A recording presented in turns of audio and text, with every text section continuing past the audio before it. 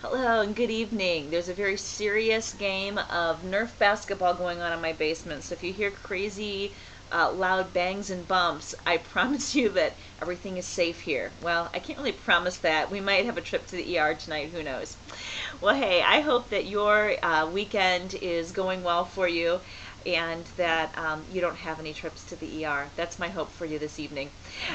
We are looking at going into the last week of Unit 3, which is week 7 in your syllabus, and this is your literary essay week. I wanted to remind you of a few things. I want to talk about the deadlines and maybe just a few things to think about as you start crafting this essay. First of all, you do have the peer edit component due this week, as well as the essay. Just a friendly reminder that to get full credit for the peer edit, you have to show who you gave constructive feedback to, as well as what you put out there to be responded to. The peer edit does not have to be on the full manuscript or the full document that you are planning to turn in. It could be on a portion of it. I encourage you to be assertive in asking for what you'd like advice on. So for example, if I am unsure about my thesis statement, I might say, here's my intro, here's my thesis, here's where I'm going with it. Do you follow me? What do I need to improve? And some of you even said it was really helpful to this last time around. You either rerouted or felt confirmed based on other students' feedback. Ultimately, you get to decide. You're the writer. So if someone gives you some feedback that you're like, that's not really where I was going with that, consider it, take it in stride, and you turn in the work that you feel good about. Okay, so I said that I would talk a little bit just specifically about this writing assignment. I mentioned last week it's a little different. It's not summary. It is a response of sorts.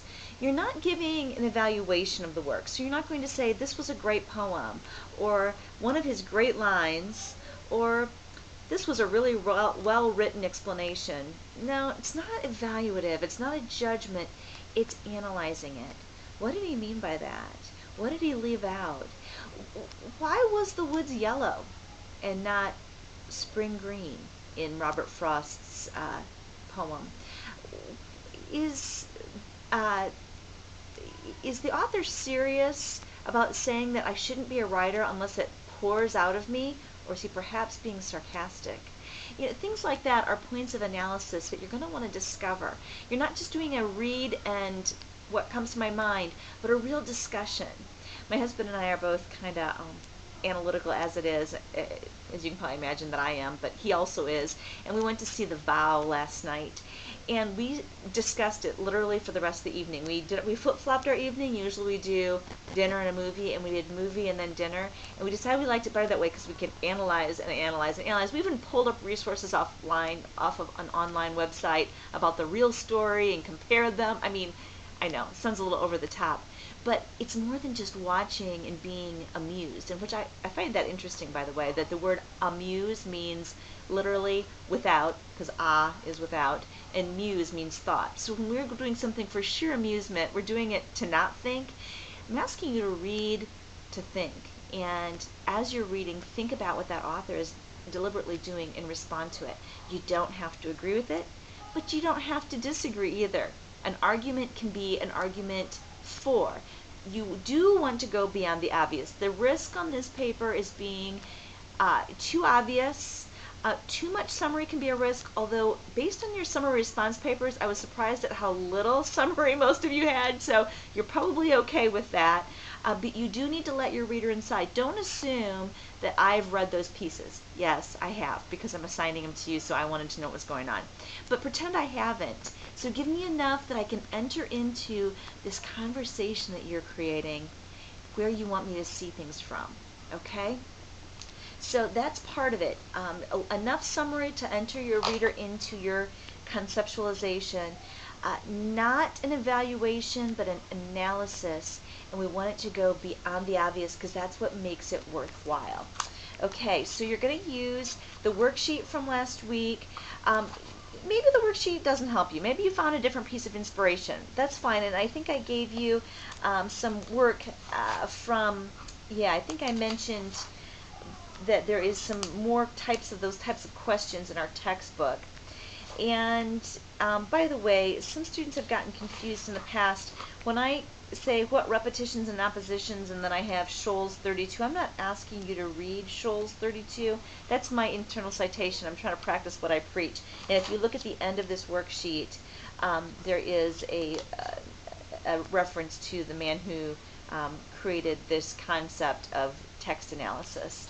Okay, so basically, if you look at step 4 of that worksheet, I kind of lay out for you a way that you could plan this paper. You don't have to do it this way, but some students have trouble like knowing where do I start on this.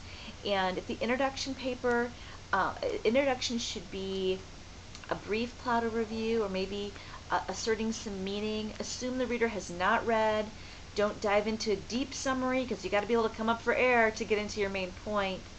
And then obviously you're making an argument. Because you're arguing about somebody else's work, you're going to include the title and the author as part of your thesis. And by the way, everything we've read, short story, essay, and poems are all in quotation marks because they're not considered full-length large works.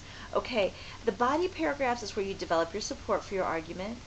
And you want to be sure to allow the text to speak first. In other words, let Frost say what Frost says and then clarify when you shift to what you say about what Frost says. Okay?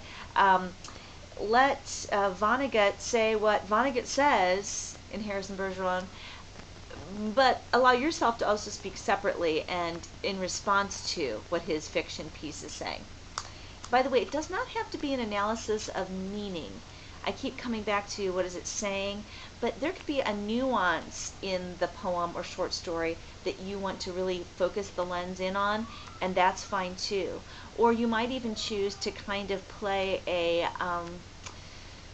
maybe put on a different lens, maybe put on your, like your feminist lens perhaps, or maybe a political stance and read things through those perspectives.